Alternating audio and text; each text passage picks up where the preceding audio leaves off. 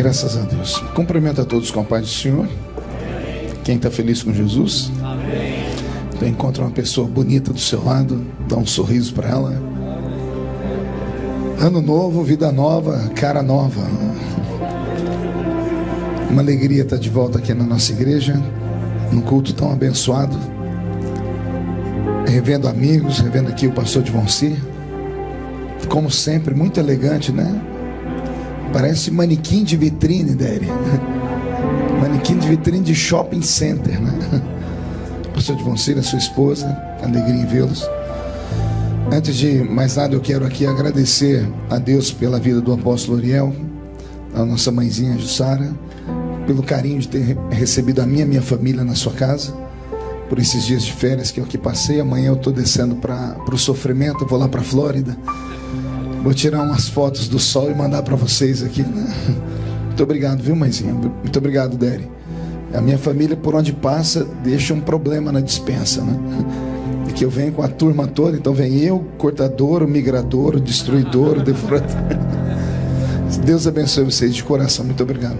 Agradecer aos pastores que me receberam nas suas congregações, onde tivemos com o pastor Júnior lá em Framingham, pastor Fabiano na ilha, pastor Vitor em Melbourne, Peabody. O pastor de Melbourne é o pastor Moab e também o Warble, não sai, com o pastor Val. Deus abençoe todos vocês de todo o coração. Parabenizar aqui ao pastor Marquinhos, que é o pai mais fresco de Boston, né? Deus te abençoe, meu Marquinhos. Sucesso, que a criança seja uma bênção sempre. Abra sua Bíblia comigo no Evangelho segundo escreveu São João, capítulo 4. Um texto pelo qual sou muito apaixonado. João, capítulo de número 4, versículo de número 13.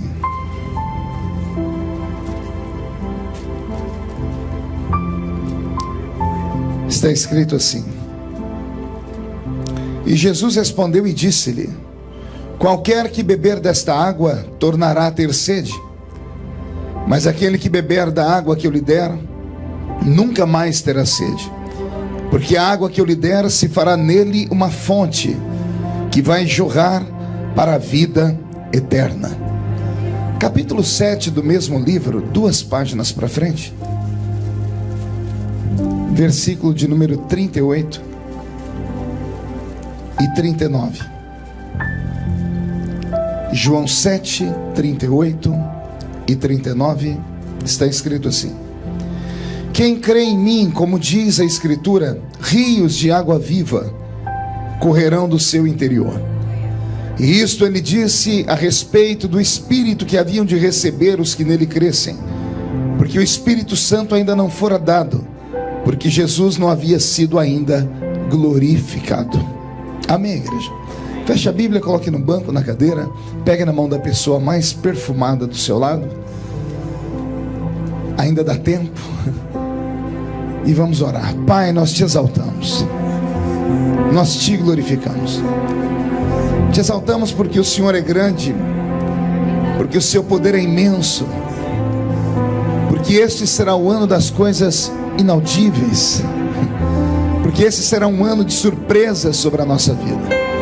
Se me falha a memória, Senhor, é o primeiro culto do ano aqui na nossa igreja, um culto onde os seus filhos deixaram seus afazeres e vieram para o santuário te honrar, te exaltar pela saúde, pela paz, pela família e pela prospecção de dias melhores que virão sobre esta terra.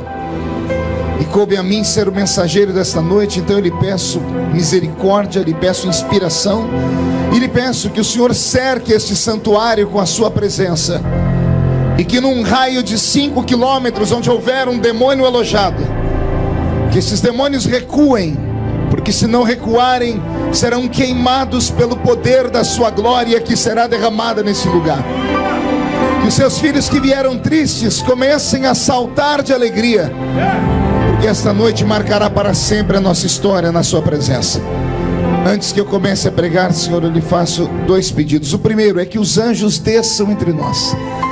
desçam trazendo brasas de fogo entre nós. Comecem a esparramar estas brasas entre nós. E onde houver um crente cheio do Espírito Santo, incendeia a alma dele nesta noite. E o segundo pedido, ó Deus, é que esta palavra alcance pessoas de perto e pessoas que estão longe, e que o seu nome seja glorificado para sempre. E toda a igreja diz: os que podem, tomem seu assento aplaudindo a Jesus, porque Ele é bom, porque Ele é maravilhoso.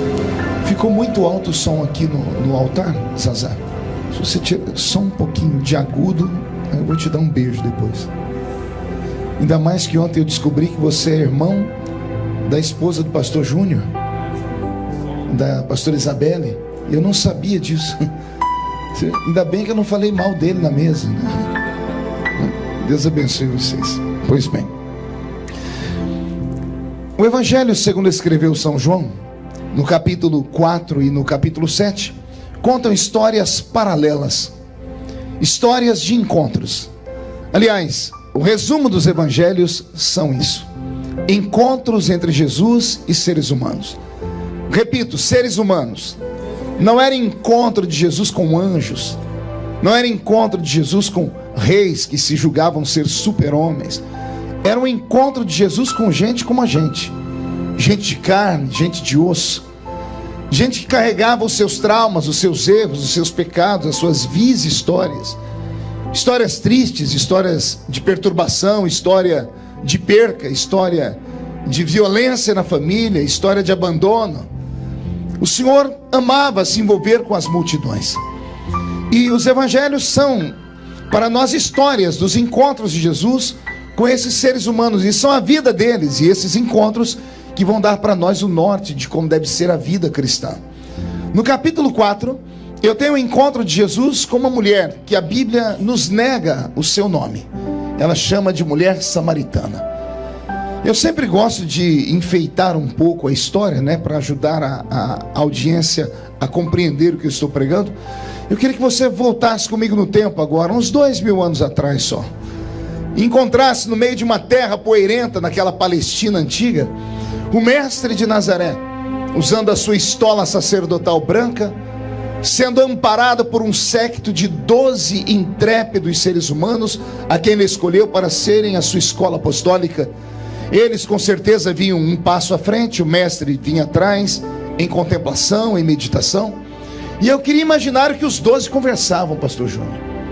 Eu imagino Pedro, Tiago e João, um alfinetando o outro, acotovelando o outro, e dizendo: o culto ontem foi lindo, né?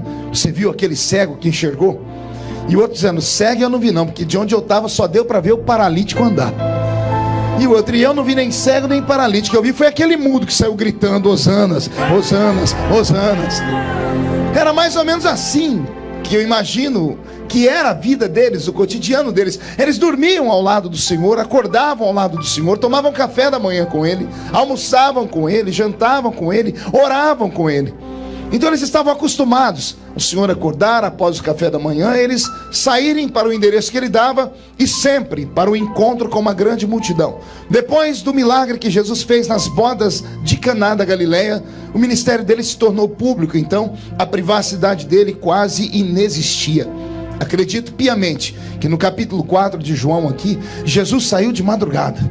Estava indo para um outro lugar junto com seus discípulos, bem de manhãzinha, para que as pessoas que estavam dormindo pelas ruas, esperando ele sair, não vissem. Ele queria naquele dia dar um ensinamento, não a grandes multidões, mas aos seus filhos que caminhavam com ele.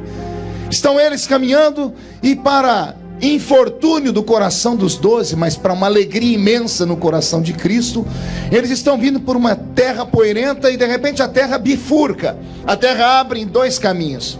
A vicinal se divide.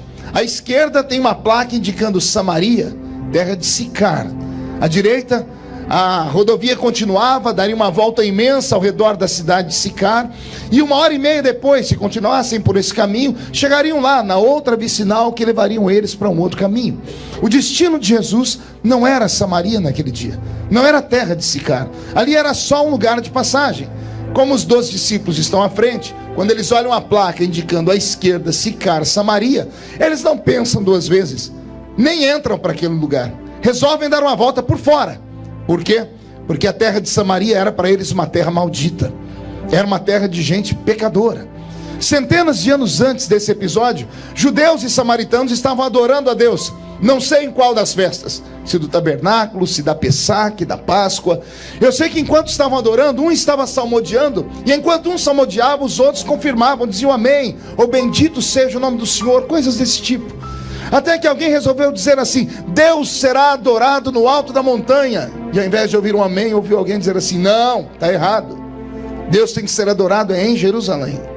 Começou a briga. Esse que disse que Deus tinha que ser adorado lá no alto da montanha refuta e diz: não, Deus tem que ser adorado no alto da montanha, porque foi lá que ele falou com Moisés, seu servo. E o outro que defendeu Jerusalém disse: não, Deus tem que ser adorado em Jerusalém, porque Jerusalém é a cidade de Davi. E o outro refutou dizendo: não, é no alto da montanha que Deus tem que ser adorado, porque foi lá que Deus revelou os 10 mandamentos. E o outro: não, Deus tem que ser adorado em Jerusalém, porque ela é cercada por 7 montanhas, e o 7 é o número da perfeição. E por causa dessa briga, dessa discussão, romperam com a comunhão. Judeus e samaritanos, irmãos de sangue, perderam a comunhão, a amizade. Chegaram a criar doutrinas, mãezinha. Criaram doutrinas para separar, só para que judeus não conversassem com samaritanos. Colocaram roupas diferentes nas mulheres. As mulheres samaritanas usavam um cinto diferente das mulheres judias, exatamente para que quando andassem pelas ruas, porque eram muito parecidas na face, ao olharem a roupa, alguém dizia: não, só tem cara de judeu, mas é samaritano, e vice-versa. E por isso romperam com a comunhão, romperam com a amizade. Eu tenho dito isso há alguns anos. Que pena que as pessoas ainda se espelham na placa da igreja para manter comunhão com uma pessoa ou com outra.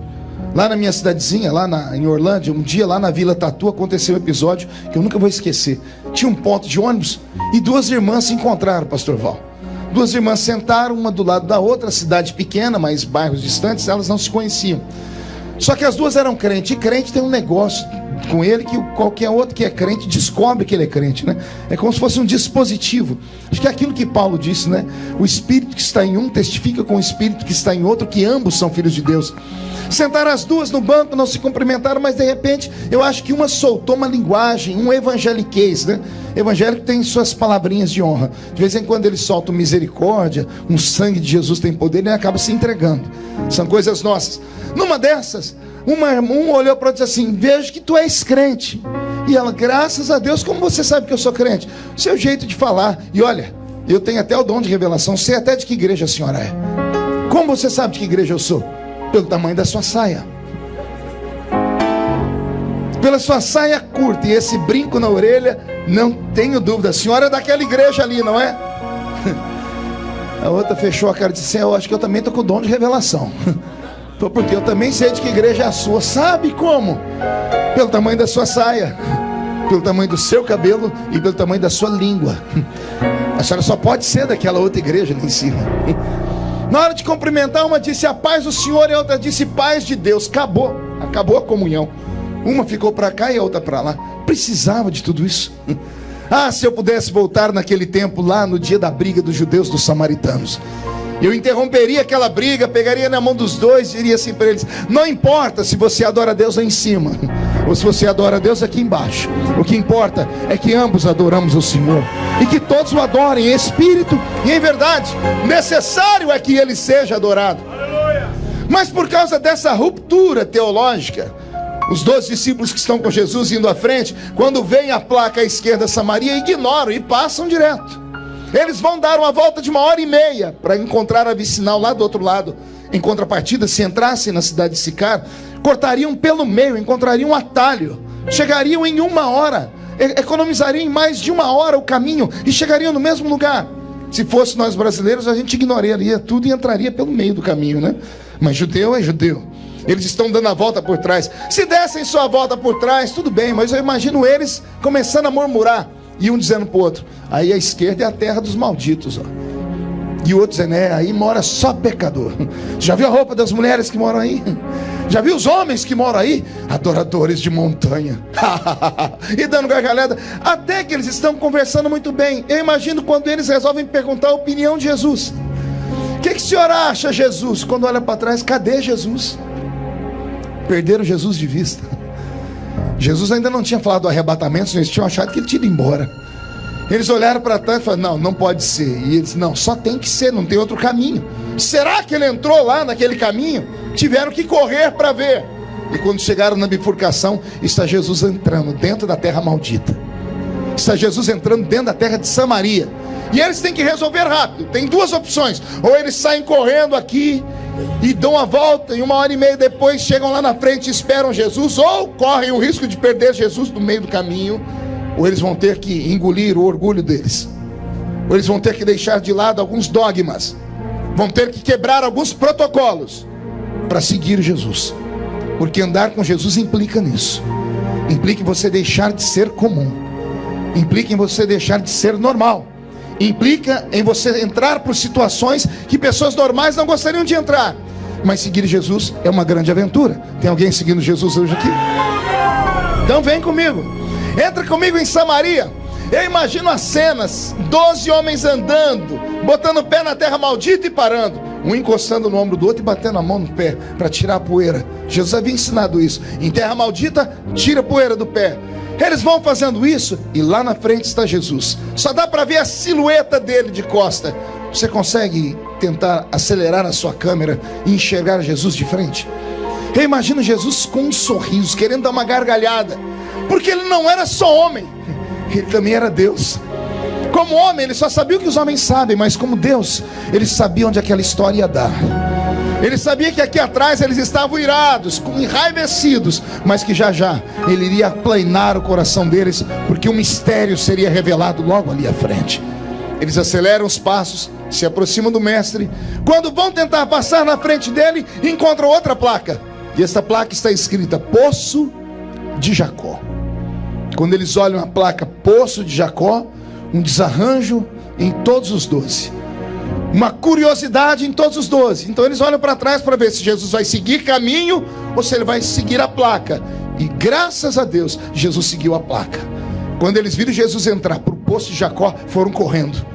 E agora que eles estão na frente do poço, eu imagino 12 homens ao redor daquele buraco no chão, olhando, observando, sentindo o cheiro da terra molhada, ouvindo barulho de águas vivas lá embaixo. E os olhos deles estão lacrimejando. Pergunte por quê. Só se todo mundo perguntar. Porque os 12, sendo judeus, cresceram ouvindo falar da história desse poço. Cresceram ouvindo falar da história do milagre de Jacó no deserto. Cresceram ouvindo falar que o patriarca Jacó cravou o joelho na areia e implorou misericórdia a Deus para não morrer ele, suas esposas, seus filhos, seus animais e os seus empregados, no encontro que ele vai ter com seu irmão Esaú. Mas era deserto, acabou a água.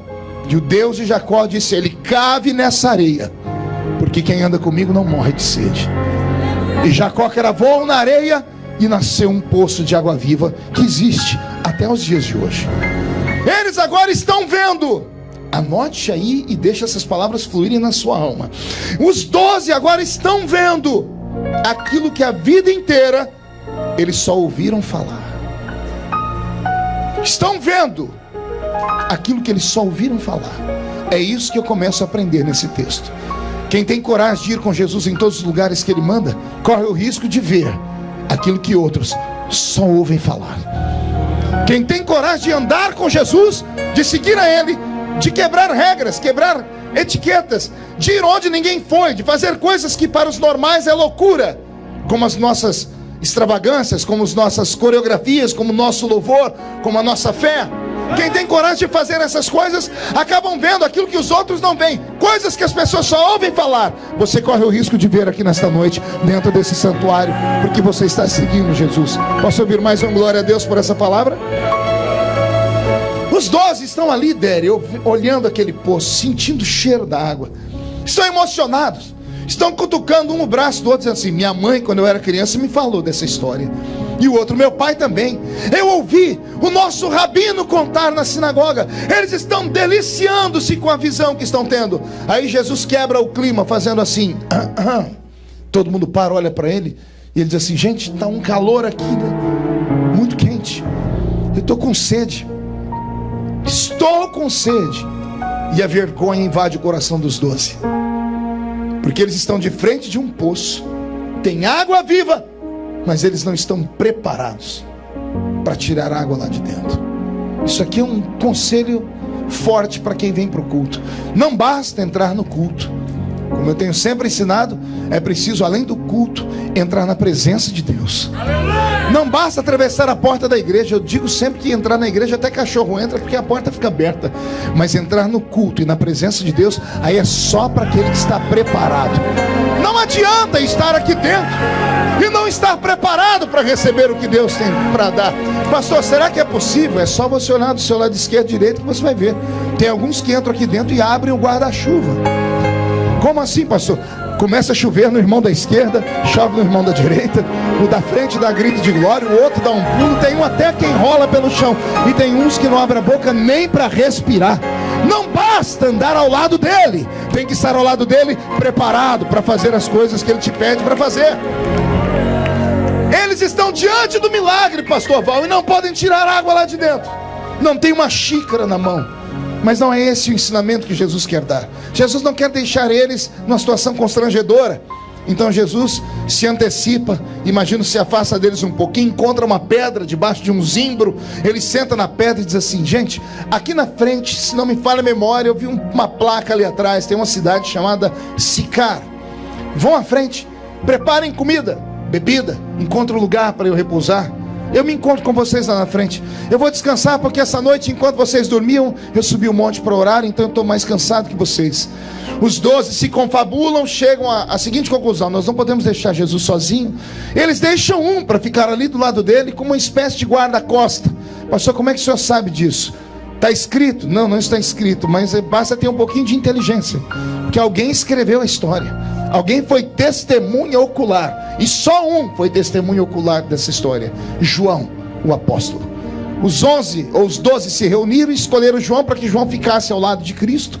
Jesus está sentado numa pedra, João está aqui em pé, de braço cruzado.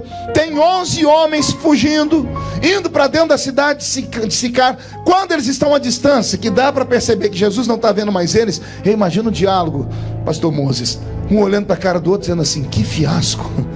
O homem dá tudo que a gente quer. Ele multiplica pão, ele multiplica peixe, ele alimenta a gente, as pessoas dão pouso para a gente. Tudo que a gente quer ele dá. E agora que ele pediu um copo d'água, ele não pediu vinho, ele não pediu uma barra de ouro, ele pediu água. E nenhum de nós pode dar água para ele. A gente precisa melhorar esse ministério. Os 11 estão conversando quando de repente, no sentido contrário, passa uma mulher. Passa quem? Esta mulher, quando passa por eles, dá frio da planta dos pés ao alto da cabeça deles. Quando ela já está longe, os 11 olham para trás para olhar a mulher, e começa a indagação: não pode ser. Será? Sim, não tem outro jeito. O que chamou a atenção daquela mulher neles foram duas coisas. Primeiro, o cinto que ela usava. O cinto identificava ela como samaritana. Samaritano era sinônimo de pecador, miserável. A outra coisa é que no ombro direito dela ela tinha um cântaro. Eles não tinham uma xícara, mas ela tinha um cântaro. Ela está indo para o poço, de onde eles estão vindo. Eles não mataram a sede de Jesus, mas ela está indo com um negócio que ela pode acabar matando a sede de Jesus. Mas os 11 estão se confabulando, dizendo assim: mas Jesus é judeu, ele não vai pedir água para ela, porque ela é samaritana. Será? Os 11 querem correr para ver a história, mas não podem. Jesus deu ordem de ir para a cidade. Eles vão ver a história mais tarde. E a história que eles ouvem mais tarde vai mexer com a alma e com o coração deles. Interessante que aqui eu queria parar por um momento, só para fazer uma pequena meditação. Indo para cá, saindo de perto de Jesus, tem 11 discípulos. 11 o quê? 11 apóstolos. 11 o quê? 11 santos, sim ou não? 11 pilares da igreja, sim ou não? 11 homens de respeito, sim ou não? E vindo de lá para perto de Jesus, está vindo uma samaritana, uma pecadora. A sorte dela é que eles não tinham o dom que Jesus tinha. Se eles enxergassem nela o que Jesus enxergou, ela não chegava no poço. Ela teria sido apedrejada até a morte, porque ela não era uma mulher comum. Era uma mulher que já tinha tido 5 homens, e o que ela tem agora não é dela. Calma aí, se o homem que ela tem agora não é dela, ela está em adultério. E adultério, quer seja em Israel, quer seja em Samaria, era punido à base de apedrejamento e pauladas. A sorte dessa mulher é que os discípulos não sabem quem ela era, mas eu sei, e você também sabe. Então por isso eu falo, estão indo 11 santos, e está vindo uma adúltera. Está indo 11 pilares da igreja, e está vindo uma mulher amaldiçoada. Estão indo 11 santos poderosos, que não puderam matar a sede de Jesus. E está vindo uma desgraçada, miserável pecadora, que pode matar a sede de Jesus. Pelo menos uns 3 entenderam. Aqui nesse texto eu encontrei a resposta, pastor Divonci, porque muitas vezes pregando no Brasil, em cruzadas, em culto ao ar livre, me lembro que uma vez eu estava pregando ali no litoral do Paraná, esqueci o nome da cidade grande, pastor José Alves é o pastor presidente, Paranaguá, pregando ali numa grande cruzada. Quando eu fiz o apelo, a primeira alma que aceitou Jesus na rua foi uma prostituta. Ela estava seminua, que dava vergonha. Quando ela chegou perto do altar, ela dobrou o joelho, não era nem altar, era uma caçamba de um caminhão. Ela arrancou os brincos, porque ela conhecia a cultura da igreja. Ela arrancou os maços de cigarro e jogou em cima do caminhão, e caiu de joelhos, aos gritos. Quando ela caiu de joelhos, os gritos dela se transformaram em choro, e o choro em línguas estranhas. Jesus batizou ela com o Espírito Santo. Agora a cena que eu vi na sequência me horrorizou. 2 irmãs do ciclo de oração que estavam bem perto, de coquezinho na cabeça e Bíblia na mão, vieram correndo e botaram a mão na prostituta e começaram a dizer: sai, Satanás, nós te repreendemos agora, espírito de enganação, deixa ela. E a mulher, não entendendo nada, ainda bem que não estava entendendo nada, continuou orando e falando em línguas estranhas. Aí chegou uma pessoa e tirou elas de perto dela, e ela saindo dizendo assim: como pode? Como é que Jesus pode batizar uma mulher que está vestida desse jeito? Como Jesus pode abençoar alguém que está desse jeito? Isso não é o Espírito Santo. Aquelas irmãzinhas podiam ser crentes, mas não conheciam Jesus. Elas não conhecem o nosso Salvador. Quem se preocupa com a aparência são homens. O meu Senhor se preocupa com aquilo que está por dentro do ser humano. É nessa história que eu encontrei a resposta. 11 santos não podiam matar a sede dele, mas uma prostituta, aleluia, ela pode tocar ele. Às vezes é mais ou menos isso que acontece num culto como esse, né? Quantas vezes a gente está pregando e a gente conhece os crentes, né? Sou pastor de igreja, a gente conhece os membros de igreja. Você prega, o cidadão fica te olhando com a cara parecendo que foi batizado num pote de vinagre. Aí entra na igreja uma pessoa que nunca foi crente, ela fica constrangida, porque ela baixa a cabeça, você percebe que ela fica assim, de canto de olho, ela começa a chorar. Ela não entende nada do que eu estou pregando, mas ela sente tudo que eu estou falando. Aí os crentes que entendem o que eu estou pregando já não sentem mais o que eu estou falando. Senhoras e senhores, às vezes é melhor rever o nosso sentimômetro espiritual. Dá uma olhadinha pro seu irmão e pergunta: como é que está o seu? Está quebrado? Diga para ele: porque é o primeiro culto do ano e você não abriu a boca nem para respirar ainda. Aliás, teve uns 3 desgraça desse chiclete. Pelo amor de Deus, você está na presença do Eterno. 2017 você venceu. Dê um grito de glória ao nome dele. Se alegra. Aleluia. Lá vai a pecadora. Os 11 vão embora querendo saber o que deu. Vão saber mais tarde. Quando a pecadora chega perto do poço, de soslaio. Soslaio é canto de olho. De soslaio, de canto de olho para a esquerda, para a direita, ela percebe que na beira do poço tem 2 homens, e os 2 são judeus. A roupa deles identifica eles, só que a roupa de um deles deixa ela apavorada, porque a roupa dele é branca. É a roupa de um doutor da lei, é a roupa de um sacerdote. Pastor, por que deixa ela apavorada? Porque ela conhece a lei. Se ele descobrir o pecado dela, ele pode mandar matá-la. Então ela, apavorada, dobra o joelho, tira debaixo do seu cinto uma corda, tira o cântaro do ombro, amarra uma corda no gargalo do cântaro e solta o cântaro dentro do poço. Ela quer que termine rápido para ir embora. Quando o cântaro bate nas águas, barulho de água e movimento, pastor Marquinhos, ela ergue o cântaro, e quando o cântaro sai, de dentro do poço ele sai vertendo água fria, água cristalina, água pura, água que mata a sede de qualquer moribundo, pastor Moses. Quando ela tira o cântaro, ela desamarra, vai dar um jeito de amarrar na cintura, porque ela quer que aquilo acabe logo. São 2 judeus e ela é samaritana. Um deles é doutor da lei, e esses doutores da lei também, ele pode ser da entidade dos cabalas, ele pode ser um doutor da lei que tenha dom de revelação. Você sabia disso? Sabia que existem judeus que têm dom de revelação? Os que estudam a cabala, eles também oram por doentes. Eu conheci um dia desses, um deles. É coisa forte. Quando ela percebe isso, ela quer que termine logo aquilo, porque aquilo está sendo um suplício. Quando ela vai se levantar para ir embora, pastor Zaqueu, o silêncio é quebrado, a voz do mestre é ouvida, e ele diz assim para ela: senhora, me dá um pouco de água para eu beber, porque eu estou com sede. Oh, palavra bonita. Você consegue imaginar a humildade do Salvador? Ele não olha o pecado, ele não olha a aparência, ele não olha a religião dela, ele não olha a roupa dela, ele não olha o estado civil dela, ele não olha nada. Ele diz assim: moça, me dá um pouco dessa água para eu beber. E ela esquece o que ela é. Por um momento ela esquece que ela é uma mulher de vida fácil, que ela é uma prostituta de luxo. Ela olha para ele e ela lembra só da maldita ou bendita religião. Os olhos dela trincam, os dentes dela rangem, ela solta golpes sobre o meu Jesus. Ela diz assim para ele: como sendo tu homem, judeu, vem pedir água a mim, que sou mulher samaritana? Traduzir isso é dolorido, às vezes até vergonhoso. Ela está tocando em 2 pontos frágeis de Jesus. Ela está tocando no sexo dele e na etnia dele. Mas não é apenas na etnia, é na etnia religiosa. Como é que ela sabe que Jesus é da tribo de Judá para chamar ele de judeu? Naquela época não chamavam judeus de judeus, chamavam judeus de hebreus. Só se chamava judeus aqueles que eram da tribo de Judá. Jesus era da tribo de Judá, mas ela não sabia disso. Quando ela chama ele de judeu, ela está falando da religião dele.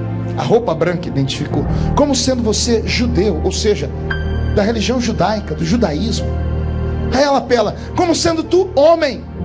Ela está querendo dizer assim: homem nenhum conversa com uma mulher que não seja da sua família, com uma mulher que não seja do seu povo, e vem você falar comigo. Ela olha para Jesus e, com todo respeito, não sei se alguém já te deu uma interpretação como essa, eu quero crer que naquele dia aquela mulher saiu de casa determinada a mudar de vida. Ela estava cansada de ser um pedaço de carne na mão de homens, de bestas feras. Ela estava cansada de ser um objeto. Era uma mulher que foi abusada desde sempre. Uma mulher, para se tornar uma prostituta, não era por vontade própria. Uma mulher violentada, uma mulher estuprada. O peso não caía sobre o estuprador, caía sobre ela. O estuprador até era punido de certa forma, mas a mulher, como foi estuprada, perdeu a sua pureza, era arrancada do seio da família, ia morar na zona do Baixo Meretrício. Foi por isso que Davi surtou quando Tamar, sua filha, foi estuprada, porque é a única filha mulher e ela tem que ser arrancada de dentro do palácio. Essa mulher não era prostituta porque queria, e o que ela tem agora mexe comigo, porque calma aí, ela é mulher, ela tem um homem que não é dela, ela está vivendo uma vida amaziada. Os samaritanos também puniam isso à base da pedrada. Por que nunca puniram ela? Possivelmente ela era amante de alguém muito importante, um político, ou pior, um religioso. E as pessoas sabiam do poder que tinham os sacerdotes naquele tempo. Lembra? Foram eles que mandaram matar o meu Jesus. E também sabiam do poder dos políticos. E como ela devia ser muito bela, era amante de um deles, ninguém tinha coragem de tocar nela, porque ela tinha alguém que guardava as costas dela. Mas isso não tornava ela uma pessoa feliz. Pelo contrário, todos os homens que se aproximaram dela quiseram arrancar algo dela. Quando ela está na beira do poço, cansada de viver, ela vê um líder do judaísmo mexendo com ela. Ela achou que Jesus era mais um. Quando Jesus puxou conversa com ela, ela olhou para ele e disse assim: é mais um que me quer, é mais um homem que quer o meu corpo, é mais alguém que quer me deflorar, que quer me humilhar. Essa mulher, a atitude dela é fantástica, é uma atitude de coragem, é uma atitude de quem cansou daquela vida, porque ela reage. A reação dela pode provocar a morte, porque Jesus não está sozinho, ele tem um outro ali. Ele é o doutor da lei. Se ele faz um sinal assim para João, João pega pedra e paus e mata ela. Ele é o líder da religião. E João chegaria em Israel e seria aplaudido ao contar essa história. Matei uma samaritana que tentou falar mal do mestre. Seria aplaudido. Essa mulher parece que ela diz assim: eu morro, mas ninguém nunca mais toca em mim. Parece que é a decisão dela: eu prefiro morrer do que continuar levando a vida podre e porca como é que eu levo. Por isso ela encarou Jesus como sendo tu um macho, um religioso fraco. Vem pedir água a mim, que sou mulher samaritana. Ela deve ter fechado o olho e esperado um grito de Jesus ou pedras e paus. João está olhando para o chão, está tremendo. Ele quer pegar pedras e paus e esperar o mestre mandar matá-la. Mas ela não escuta gritos. Aleluia. Ela também não escuta pedras e paus. Ela escuta a voz dele mais mansa do que antes. E ele diz assim para ela: ah, mulher, se tu soubesses quem sou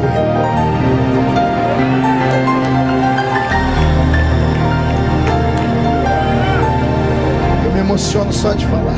Ah, se tu soubesses quem sou eu não sou como os outros, mulher. Eu não quero um pedaço de você, eu não quero te levar para a cama, eu não quero destruir sua vida, eu não quero abusar de você. Ah, se tu soubesses quem sou eu te daria uma água, porque você me pediria ela. E a água que eu te dou só se bebe uma vez, porque ela mata a sede para sempre. Para sempre. Alguém já bebeu dessa água aqui? Então exalte ao nome dele.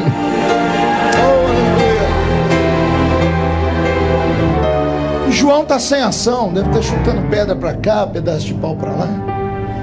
A mulher levanta o olhar, olha para Jesus, ela não sabe o que fazer, porque ela foi agressiva, ela foi deselegante, ela agrediu ele, Nani. E ele, ao invés de agredi-la, liberou uma palavra de amor dele, liberou uma palavra de paixão. Olha como muda o tratamento. A maneira como você trata alguém é a maneira como a pessoa vai te tratar. Antes, ela olhou para Jesus e chamou ele do quê? Homem judeu, macho religioso. Depois que Jesus disse isso para ela, olha como ela vai chamar ele: mas Senhor. Vou deixar você degustar. Primeiro ela diz: como sendo tu homem judeu, pede água a mim, que sou mulher samaritana. Ele diz: ah, se tu soubesses quem sou eu, você me pediria água e eu te daria uma água que quem bebe dela nunca mais tem sede. Aí ela olha para ele e diz assim: mas Senhor. Só trata alguém como Senhor quem reconhece que é menor do que ele. Ela se julgava melhor do que ele, porque ele, para ela, era só mais um desses que aproveitam da vida das pessoas. Mas quando ele se revelou, ela se inclinou e disse: mas Senhor. O poço é fundo e tu não tens como tirar a água daqui. Era tudo que Jesus queria ouvir. Uma oportunidade de diálogo. Jesus levanta daquela pedra dele e vai lá perto do poço. A mulher está agachada aí. João está olhando para ver no que vai dar.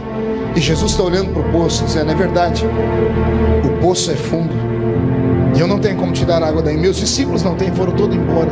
E esse que está aqui não tem também. Mas a água que eu vou te dar não está aqui. A água que eu quero te dar não está aqui.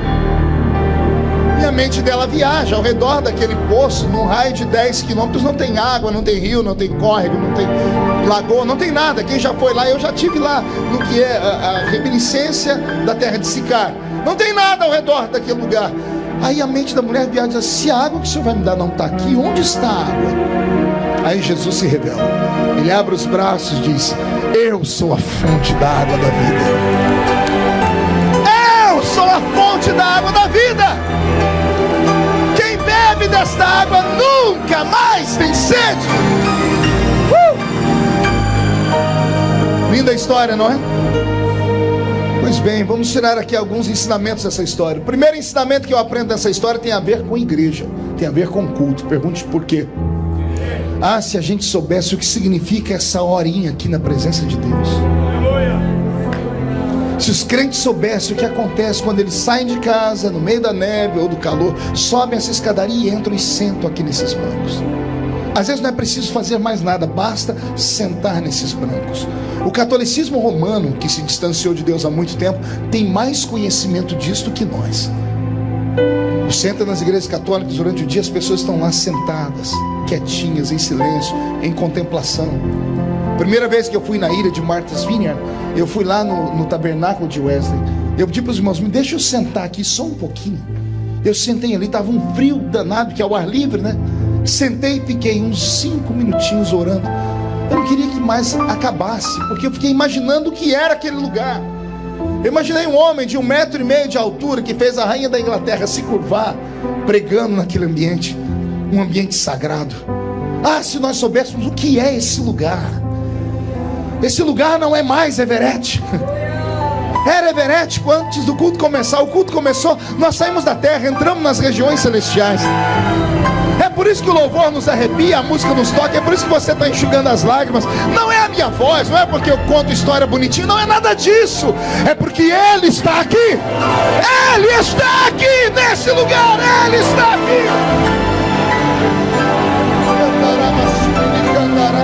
E qualquer encontro com Ele pode mudar a vida de qualquer pessoa para sempre. O dia que eu fui lá no Poço de Jacó, eu corri até onde é as ruínas de Sicar. Deu 25 minutos a pé. Aí eu fiz o caminho inverso, 25 minutos a pé também. Então, olha o que 1 hora na presença de Deus pode fazer na sua vida. Aquela mulher saiu de casa de manhãzinha, andando pelas ruas, todo mundo dizia Shalom, Shalom. Quando ela virava as costas, todo mundo dizia, lá vai a Kenga, lá vai a destruidora de lá vai a... Já enterrou 5 e está com um aí, agora está acabando com outro casamento, que é assim que o povo é. Na cara não fala, mas passou, o povo murmura. Todo mundo fala, lá vai ela. E ela sai daqui. Quando ela chega no poço, são 25 minutos a pé. Eu calculei o tempo de pegar água, pastor de Voncini, e a conversa dela com Jesus. Não cheguei a mais do que 15 minutos, porque ela estava apavorada para ir embora. 25 com 15 dá 40. Jesus conversa com ela. Ela não voltou para a cidade com um cântaro.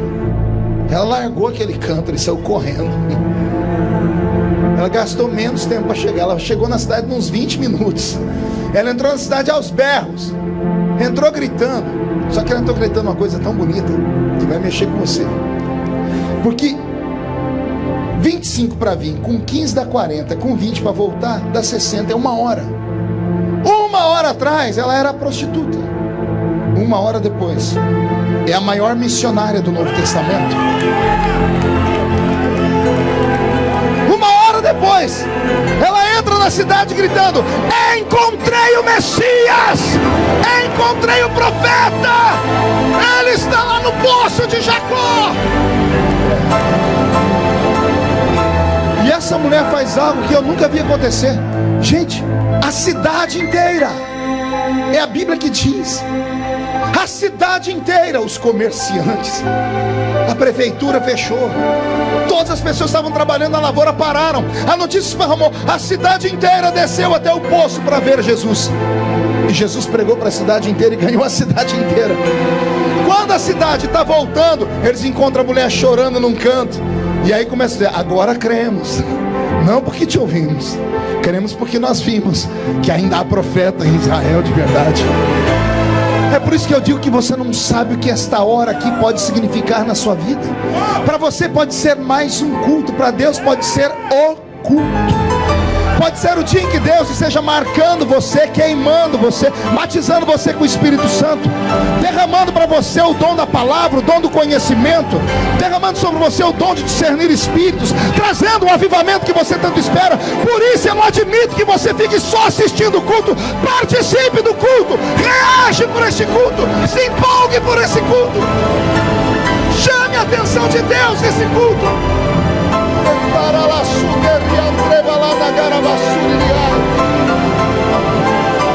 Oh, aleluia. Há um Deus do céu te olhando nessa noite. Há Há um Deus no céu esperando a sua reação nesse culto. Você diz: vou para o culto, é o primeiro culto do ano, vamos ver o que Deus vai me dar. Por incrível que pareça, Deus falou a mesma coisa de você. Deus disse: é o primeiro culto do ano, vamos lá, vamos ver o que eu vou ganhar. Então estamos nos impasse. Ele quer e você quer. Só que Ele é Deus. Ele merece mais do que você. Dê a Ele e Ele te dará tudo que você precisa. Eu não vou me prolongar muito, mas eu quero aqui tirar desse texto algo que o Senhor falou no meu coração, que é muito profundo. Oxalá que eu tenha condições de interpretar. Sentado naquela pedra, falando Deus. Então eu compreendo que sentado na pedra está um homem com sede. Mas permita-me o Senhor falar. Sentado naquela pedra também está Deus. E Deus também está com sede. Posso, talvez seja uma forçação da interpretação do texto, uma hermenêutica que beira a linha da quase heresia, mas não é. Porque Deus é um ser que não tem necessidade de nada. Mas no meu pensamento, sentado naquela pedra, eu tenho uma linguagem, uma figura de linguagem eterna. Eu tenho Deus olhando para a sua criatura dizendo: só você pode matar a minha sede. Me dá água para beber. Sede do quê, pastor? Sede de ser adorado como Deus. Deus tem todo o poder.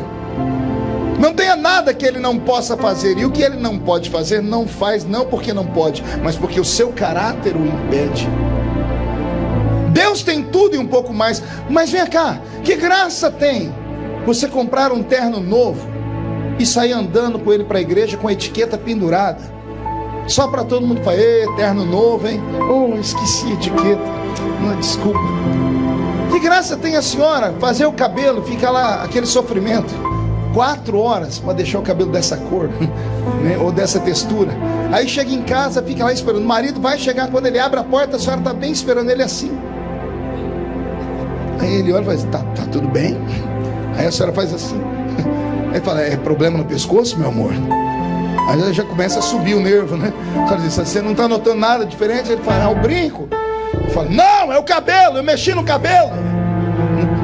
Que graça tem você fazer uma coisa e ter que ficar falando. Imagina, você emagreceu e ter que falar: vocês viram a dieta que eu fiz? O legal é quando alguém chega e fala: nossa, você emagreceu, você está diferente. Ser Deus é assim também. Que graça tem ser Deus, Ele ir para frente do espelho e falar: eu me amo, eu me adoro. Não, para isso Ele fez cada um de nós. Deus só tem sede de uma coisa: sede de adoração. Deus é um ser que tem que ser adorado. Já falei isso aqui alguns anos atrás e repito. Um dia lendo a Bíblia eu descobri que só existe uma coisa acima de Deus. Ai, pastor, isso beira heresia mesmo. Beira mesmo. Quando eu li, eu também tomei um susto, porque para mim Deus estava acima de tudo. Porque só olha para cima quem precisa de alguma coisa. Esse é o pensamento humano. Mas a Bíblia diz que um dia um homem entrou no santuário de Deus, no ano em que morreu o seu tio Uzias. Ele diz: e eu vi o Senhor assentado no alto e sublime trono, e acima dele os serafins voavam e cantavam: Santo, Santo, Santo, Santo é o Senhor dos exércitos. Aí, o dia que eu li isso, eu falei assim: Deus, calma aí, tem alguma coisa errada aqui. Os serafins estão acima do trono de Deus. Por quê? E o que Deus me contou é algo muito simples. Eu acredito, espero que você entenda, porque entrou no meu coração e eu criei. O Senhor diz para mim: não, a gente não olha para cima só quando tem um sofrimento. A gente também levanta a cabeça quando está muito feliz, ou quando a gente sente um perfume muito gostoso. Quem aqui já chegou em casa, abriu a panela e fez assim? Os comerciais de televisão de comida tem sempre isso. A pessoa abre a panela, faz assim e levanta a cabeça. É para mostrar felicidade. Parece que é para mostrar alegria, felicidade. O Senhor disse para mim: eu não levanto a cabeça porque eu estou procurando ajuda. Não, eu levanto a cabeça porque o perfume é muito bom. Mas perfume do que? O Senhor disse para mim: filho, quando a igreja na terra me adora, ela adora com barulho, mas o louvor não chega no céu como barulho. O louvor é filtrado e ele chega no céu em forma de sacrifício, em forma de libação, em forma de incenso. Está escrito em Apocalipse: a oração dos santos é derramada diante do altar de Deus, e Deus sente o cheiro dela. Deus não ouve, Deus sente o cheiro. E eu falei: por que o Espírito Santo transforma o barulho em cheiro? O Senhor diz: para eu não cometer injustiça, porque nem todo mundo grita para me adorar. Tem uns que gritam para não ficar sozinho. Tem uns que abrem a boca de sono e para tapear o sono da glória a Deus. Já viu isso? A pessoa vai abrir a boca dizendo assim: aleluia. Não é assim? Nas vigílias acontece muito. As pessoas estão dormindo, ela já acorda falando em língua estranha, nem sabe o que está falando. Não faz sentido nenhum o que ela está fazendo. Não é louvor nenhum isso. Então quando um dá glória a Deus de verdade, a gente sente, arrepia tudo, sobe. Quando uns vão dando, aí se vai virando um louvor coletivo, aí sobe. Quando sobe, o Espírito Santo fica no meio, dizendo assim: esse é de verdade, esse aqui é só da boca para fora. Aí ele vai filtrando. O que chega diante de Deus é incenso. Aí Deus diz para mim: quando chega o louvor verdadeiro lá da Revival Church for the Nation, quando sobe, eu faço assim. Quando o cheiro é bom, eu olho para cima. Ao olhar para cima, os serafins dizem: santo, santo, santo, santo, santo, santo é o Senhor dos exércitos, e toda a Everett está ficando cheia da sua glória. Eu te desafio nesta noite ser o ponto de partida, o início de um ano de muita adoração, de um ano de muito louvor, um ano onde você possa atravessar aquela porta, entrar aqui e pedir menos e dar mais, porque Ele sabe do que você precisa e Ele vai suprir a sua necessidade. Queria desafiar você a dar um ano de tanta glória e de tanta aleluia, que o próprio diabo vai se mudar da rua da sua casa, porque não vai te aguentar mais. Duas coisas: ou ele não vai aguentar mais, ou ele vai acabar dando glória a Deus junto com você também. Eu te desafio a fazer deste ano o melhor ano da sua vida, dizendo assim: só o Senhor é Deus, e dará a Ele toda a honra, toda a glória, todo o louvor, porque Ele merece tudo isso e um pouco mais. Você pode dar um glória a Deus por isso? Me lembrei agora de que eu estava em Israel numa grande cruzada uma vez, e terminamos a cruzada, foi um sucesso. No dia seguinte eu fui lá para o Monte das Lamentações, para o Muro das Lamentações, orar. E eu levei comigo aquele locutor da Rede Globo, o Cid Moreira. Quem lembra do Cid Moreira? Só os velhos, né? Mr. M. O pastor João Cid disse que lembra, mas não é velho não. É ousado. Estava lá, eu e o Cid Moreira. Falei: Cid, vamos, informa. Para chegar lá foi uma tortura, porque o Cid anda desse jeito assim. Eu já tenho quase 230 anos. Aí o Cid foi, chegamos lá, cada um colocamos o quipá. Eu falei: Cid, você encontra um lugar aí que eu vou encontrar o meu. Eu quero chegar naquela montanha lá aquela muralha. E para chegar lá, um Deus nos acuda. É muita gente, né? Só que eu sou brasileiro e não desisto nunca. E fui empurrando um, empurrando o outro. Quando eu achei uma brechinha no meio do muro, eu disse: pronto, é aqui que hoje eu faço um pacto com Deus. Tirei do meu bolso um pedido de oração. Não sei se você sabe, no Brasil, quando alguém sabe que você vai para Israel, eles falam: põe meu nome lá. Aí você sai com um negocinho enrolado. Quando você estica, dá 1 quilômetro. Tem oração até pelo cachorrinho da vizinha. Aí enrolei o meu papelzinho, e antes de começar a orar, eu tinha que encontrar um lugarzinho para colocar o pedido de oração. E aí foi uma tortura. Uma música triste, por favor. Não tinha nenhum buraquinho para colocar o pedido de oração. E eu falei: eu não viajei milhares de quilômetros para voltar com esse pedido de oração. Senhor, me ajuda, porque senão eu vou pecar. Aí eu olhei e tive uma visão. Eu vi um papelzinho que estava bem amarelinho, num buraquinho daqueles lá. Esse aqui Jesus já escutou. Não é pecado não, né? Aquele lá já estava amarelinho, tava... Eu cheguei, a barriga bem perto, coloquei o dedo e fiz assim, tuque, e coloquei o meu pedido de oração lá. A igreja me perdoa por isso? Ufa, graças a Deus. Aí eu orei. Aí eu comecei a orar com vontade. Falei: achei o lugar para colocar meu pedido de oração. Só que eu encarnei um assembleiano seminarista orando. Levantei as duas mãos para o céu e comecei: soberano eterno, magnífico, imarcessível, Rei dos reis, Senhor dos senhores, Pai da eternidade, Príncipe da paz. Eu estava indo. Eu sei que eu já tinha atravessado o átrio, estava chegando no lugar santo, quando eu tomei uma pancada na mão esquerda. Mas a pancada foi tão forte que eu quase emendei um palavrão na oração. Porque não foi você, mas doeu demais, que a mão chegou a formigar, que eu parei de orar e fiz ai! E olhei para cá para falar quem foi que fez isso. Eu ia brigar com a pessoa, mas quando eu olhei para cá, o ser humano era alto demais. Eu fui olhando e ele não parava de crescer. Era um judeu de uns 2 metros de altura, e ele ainda tinha um chapéu na cabeça, devia dar uns 2,5 metros. E esse judeu estava orando assim, ó. E foi um murro desse que ele acertou na minha mão. Eu falei, vou ficar quieto, estou em oração. Cheguei para cá, né? Levantei a mão, comecei a orar de novo. Não deu certo, que acertaram essa mão. Só que essa acertaram mais de levezinho. Eu olhei, não foi soco. O judeu que estava de cá, aqueles que usam roupa preta, que tem um cabelinho enrolado aqui, o judeu ortodoxo, ele orava assim, ó. E ele bateu a cabeça na minha mão. E eu olhei para o de cá. Olhei para o de cá e falei, que bando de doido. Fiquei quietinho aqui, levantei a mão para terminar a oração. Me empurraram de costas, que eu bati a cabeça no muro. Aí eu desci da cruz. E eu olhei para trás para ver um judeu que estava atrás de mim. Ele orava assim, ó. E eu comecei a olhar, tinha um que orava assim. Outros ficavam assim, amarrado o negócio aqui na mão, apertando um botão. Eu fiquei, aquela loucura. Eu falei, meu Deus, o que é isso? Aí o meu intérprete estava perto, falei, ô Eliaquim, o que é isso? O que esse povo está fazendo? Que loucura é essa? Ele disse, loucura não, pastor, respeite os meus irmãos. Eu falei, desculpe, eu respeito, mas o que eles estão fazendo? Meus irmãos estão orando.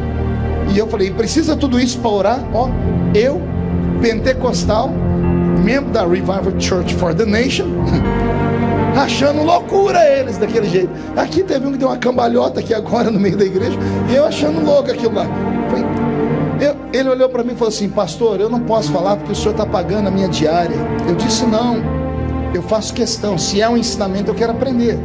O pastor, graças a Deus, pela primeira vez vou poder ensinar de verdade para um crente ou um cristão que é orar. Ele falou para mim, até quando vocês crentes e cristãos vão achar que sabem orar, pastor? Eu falei, eu não sei orar não, né? Ele disse, pastor, vocês estão gatinhando na oração. Pastor, quando vocês começaram a orar 2.000 anos atrás, já fazia 4.000 que a gente orava. Aprenda a orar com a gente. E eu disse, a gente está errando no que? Ele falou assim, vocês não leram os profetas? Os profetas ensinam que Deus não recebe palavras vãs, repetições vãs de palavras comuns. Pastor, oração não é monólogo não. Não é só um que fala. Oração é diálogo. São 2 falando. É o Senhor falando com o Pai e o Pai falando com o Senhor. Oração é diálogo. E tem mais, pastor. O senhor está vendo aquele meu irmão ali orando assim? Eu disse, estou. Sabe o que ele está fazendo? Eu disse o quê? Ele está orando e está falando, eu oro, mas o meu braço também está orando. Aquele outro eu oro, mas o meu quadril também está orando. As minhas pernas estão orando. O meu corpo todo ora. Ele está dizendo, cada célula do seu corpo tem que orar aquele que fez os céus e a terra. Eu nunca tinha ouvido nada parecido com isso, pastor Júnior, nunca nada. Eu saí dali assim, embriagado, né? Quando eu estava já umas 50 metros longe daquilo, o Cid Moreira do meu lado, a ficha caiu, que eu sou difícil entender. Quando eu entendi, eu dei um berro, que eu quase matei o Cid Moreira do coração. O Cid olhou para mim e disse assim, que isso, pastor? Falei, Cid, eu entendi. Ele falou, o quê?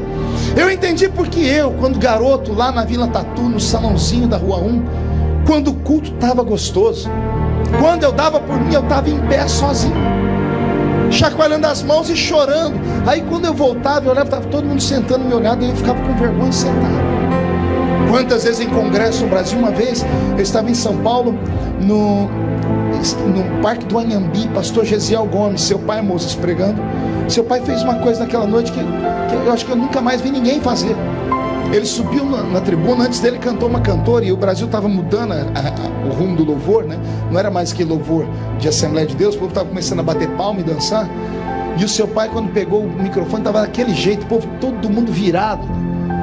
Ele nem saudou o povo com a paz do Senhor, ele deixou o microfone, a Bíblia, foi, ajoelhou numa cadeira. E ninguém entendeu nada. Aí o povo foi quietando. Ele catou uma cadeira, saiu andando no púlpito sem falar nada. Ele pegou e jogou a cadeira no meio do povo. Um irmão levantou e catou a cadeira.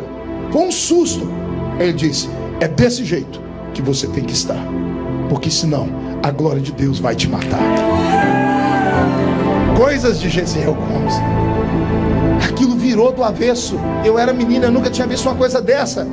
Meu Deus, eu pulei tanto, eu gritei tanto, que pisaram no meu pé, eu pisei no pé dos outros. Quando eu vi, eu estava no chão, caído, uns 30 caíram em cima de mim. Mas a gente não programou aquilo. Não era uma coisa que a gente dizia: olha, eu vou, fica, espera aí que eu estou indo agora. Não, era um impulso, era um ímpeto. Eu descobri que eu não grito no púlpito porque quero. Eu não aumento a minha voz porque a minha verborragia exige, ou porque a minha retórica é perfeita. Não. Existe um momento em que vem o conhecimento do homem. Existe outro que o Espírito do Senhor se apossa. É o momento em que o Espírito Santo se apossa. Quando eu vejo crentes reagirem como você reagiu agora, erguer a mão, dar um pulo para cima, dar um grito, é o momento em que eu estou falando. É o momento em que a glória de Deus toma conta do seu corpo. É o Espírito Santo que diz para você: salte, pule, movimente, levante o braço, pule, plante bananeira, agarre o diabo pelo chifre, exalte, louve, exalte aquele que fez os céus e a terra. Mate a sede de Deus nessa noite, e você terá o ano mais abençoado da sua história.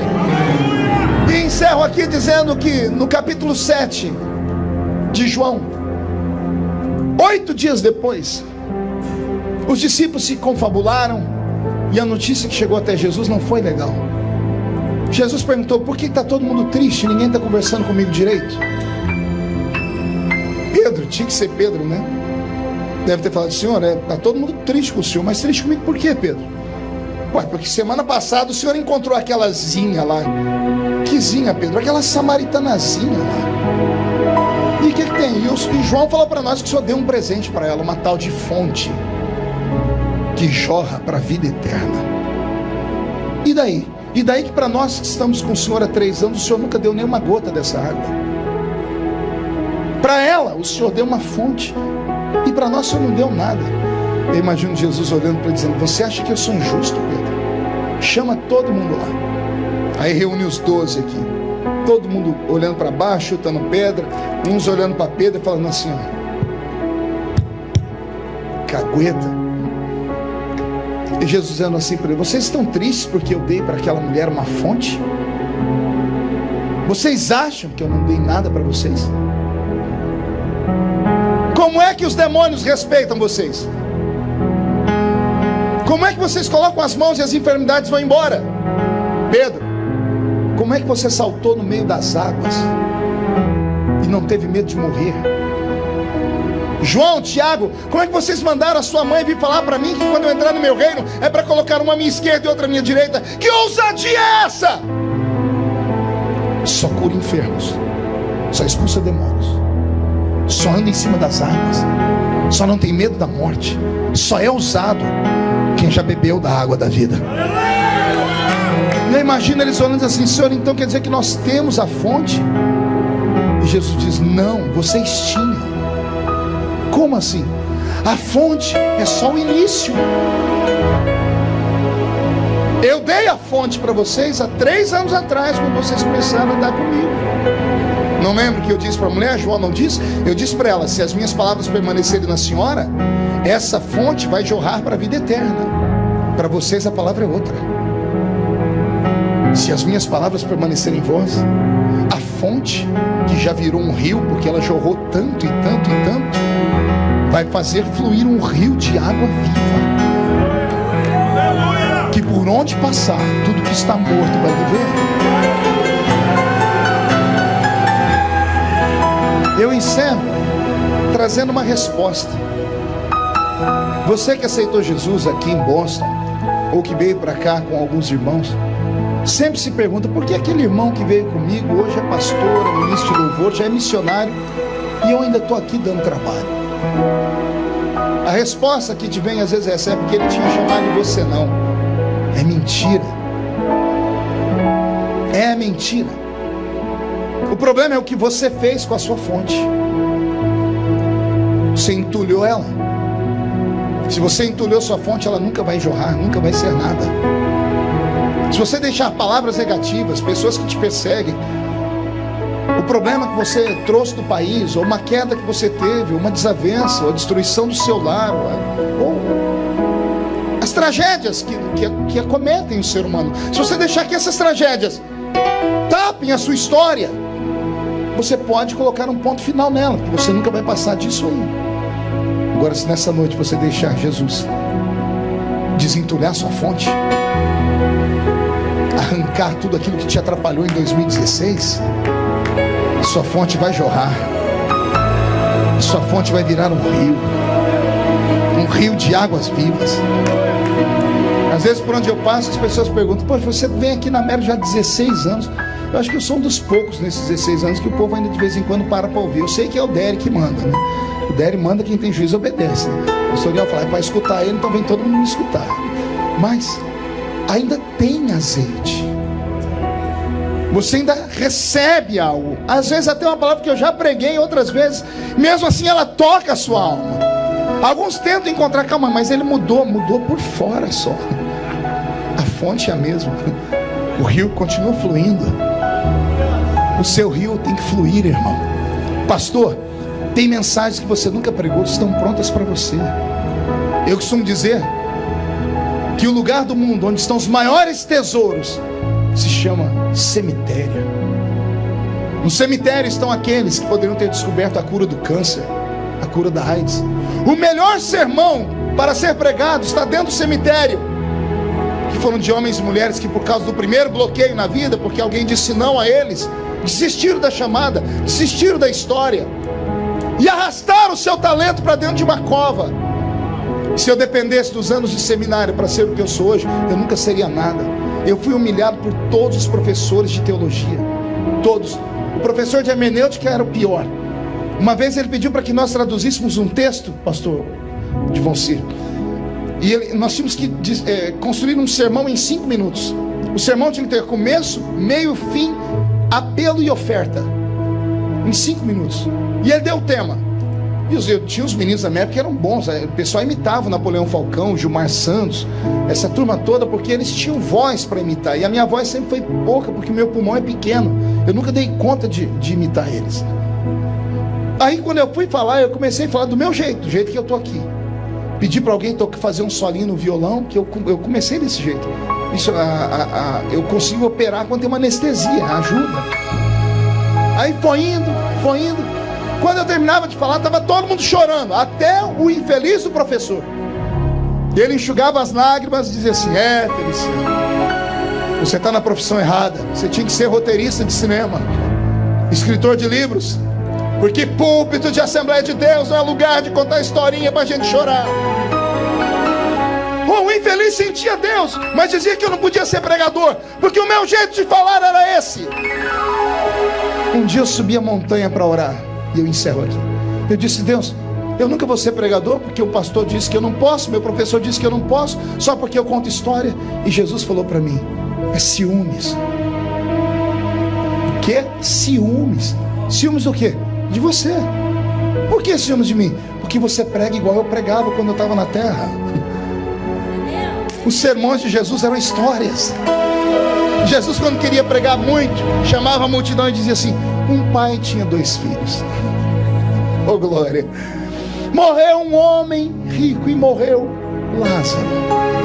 Os sermões de Jesus não eram histórias, não eram essas mensagens escalafobéticas que a gente espera.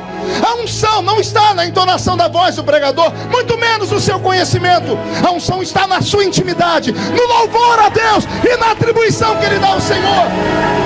O Senhor te trouxe nesta noite para te dizer isso. Vou te usar do seu jeito, só que adore o meu nome, glorifique o meu nome. Salta da terra, grita, planta bananeira, fala em língua estranha, deixe falar o que quiserem falar de você. Agora, quando tiverem pregar, quando tiverem orar e cantar, aí sim vão ter que dizer: Deus está na vida dele. Todos que creem nesta palavra, fiquem de pé, por gentileza. Como hoje é o culto de ensino da igreja, eu vou pedir autorização ao nosso pastor para fazer um convite. É um convite diferente. Feche os olhos. Eu queria convidar nessa noite homens e mulheres, meninos e meninas, que sonham em ser usados por Deus, que querem ser pregadores, pastores, cantores, levitas, missionários, mas que encontram dificuldade na mente, dificuldade na língua, vergonha ao falar, timidez diante das pessoas. Se você crê que a unção de Deus ela é repartida, que ela é transferível, eu te desafio a vir aqui perto de mim. Quero orar por você. Quero orar para que o Senhor Deus dê um upgrade na sua vida. Isso. Mas eu já vou te dizendo, vem matando a sede de Deus. Vem matando a sede de Deus. O Zazá está aí? O Zazá, aquele louvor que você cantou, teu é o poder, tu é a glória, tu é a majestade, o reino. Esse louvor abre o céu. E eu vou fazer um pedido: ninguém saia antes da bênção apostólica, que há um segredo nessa noite aqui ainda. Isso. Pegue na mão de quem está do seu lado.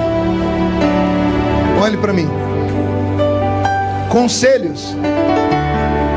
Nem sempre a minha botija foi cheia. Eu sempre me inspirei em outros. Eu sempre ouvi pregadores.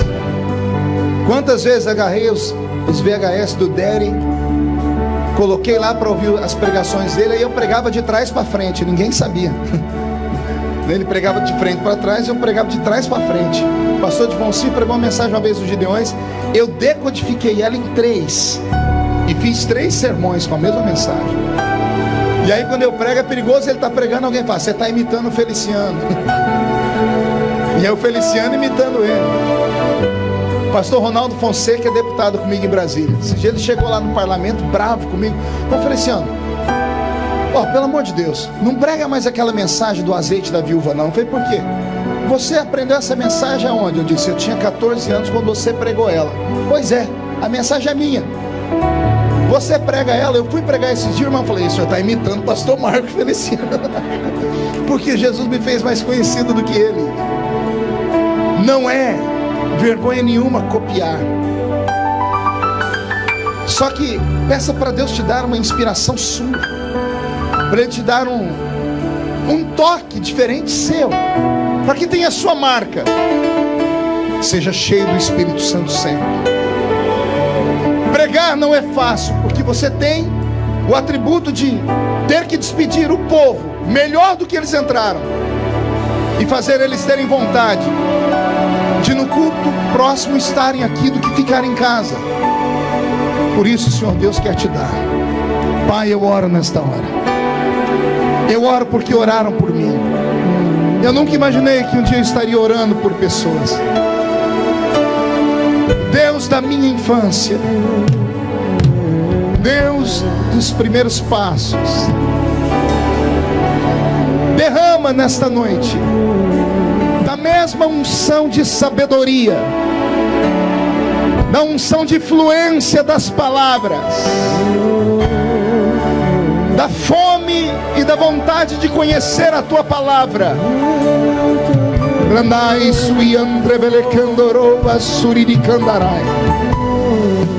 Aquele que está pedindo, Pai, dê. Aquele que está buscando, que encontra. Aquele que está batendo, que a porta se abra. E na medida em que esses homens e mulheres estiverem sendo ungidos com esta unção, que cada um deles possa matar a sua sede nesta noite, Senhor. Que eles possam matar a sua sede nesta noite, Senhor. Recebe o nosso louvor nesta noite, Senhor. On earth as it is in heaven, let o louvor está abrindo o céu, receba. Caia sobre eles a sua glória.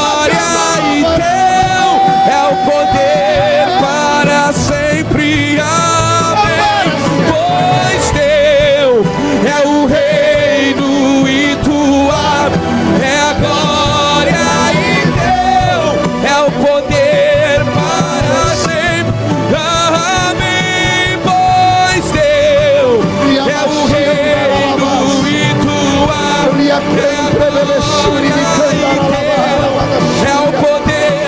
Desentulhe as fontes, meu Pai. Desentulhe as fontes, arranca o medo, arranca a timidez, arranca, Senhor, a trava das línguas. Tira o problema com o idioma, quebra o arco, corta a lança. E deixa Libera, o céu descer. E deixa o céu descer.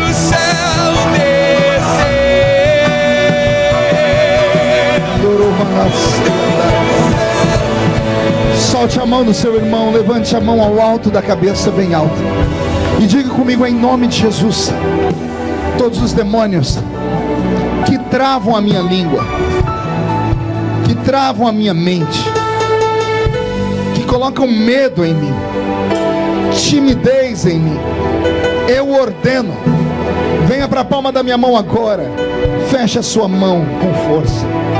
Vou contar até 3, você joga no chão, pise em cima, acaba com esse medo, acaba com esse problema. Abraça 3 pessoas e diga para elas assim: você vai marcar a sua geração. 1, você nunca mais será o mesmo.